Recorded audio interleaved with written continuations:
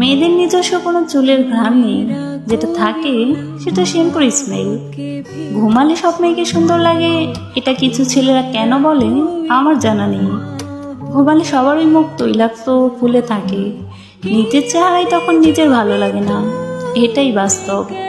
Silky চুল, fresh look, চোখে কাজল, গোলাপি ঠোঁট, এমন রূপী ছেলেরা মেয়েদেরকে কল্পনা করে।